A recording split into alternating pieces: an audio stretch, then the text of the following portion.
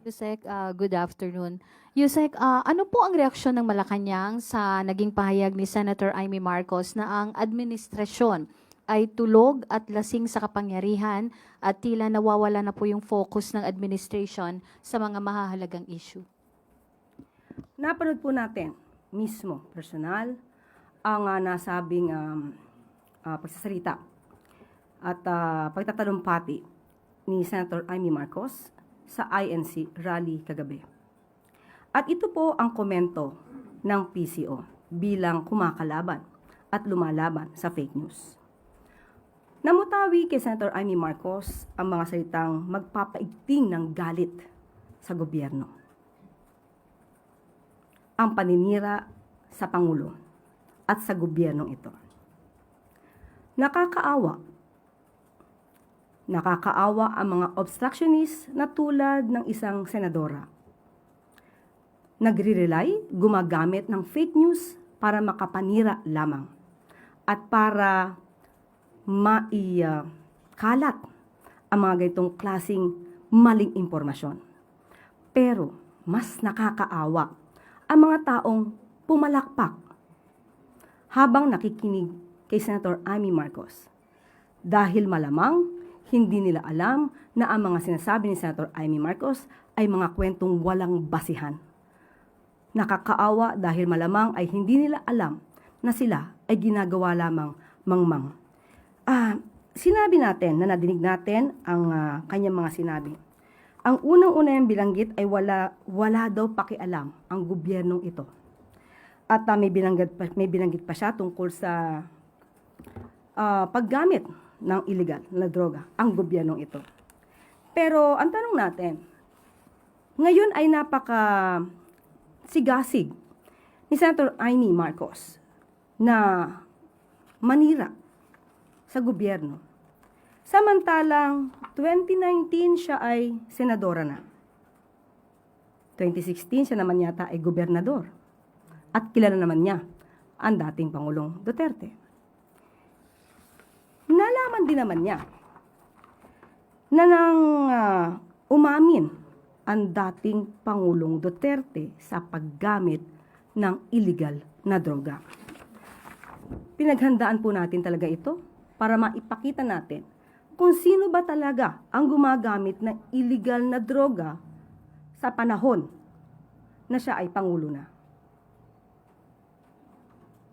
Pero sa mga pag-amin na ito ni dating Pangulong Duterte, tumahimik siya at wala siyang anumang pintas.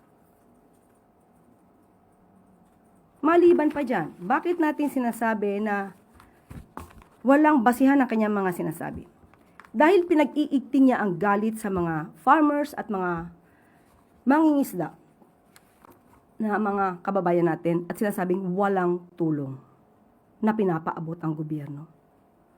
Hindi natin alam kung Senator Amy ay nagbubulag-bulagan o talagang pinipikit lamang niya ang mata niya sa katotohanan para magamit siya sa paninira sa gobyernong ito. Marami na po ang naipaabot na tulong ang ating gobyerno, lalong-lalo na sa ating mga magsasaka at sa mga mangingisda. Ilan lamang ito sa ibibigay ko sa inyo na mga ebidensya. June 30, 2026, 186 Pangasinan fisherfolk received livelihood grants. Bago lamang po ito. So nakakataka kung bakit hindi po yata updated si Senator Amy Marcos sa mga pangyayari, sa mga programa ng gobyerno. At April 12, 2026, PBBM strengthens support for farmers and fisherfolk. So ano po ang kanyang basihan sa pagsasabing hindi tumutulong ang gobyerno sa mga magsasaka at sa mga mangingisda natin? At ito pa po, June 12, 2026, PBBM Food Assistance Program reaches 703 Camiguin farmers, fisherfolk. So hindi po ba mas nakakaawa ang mga taong nakikinig sa kanya?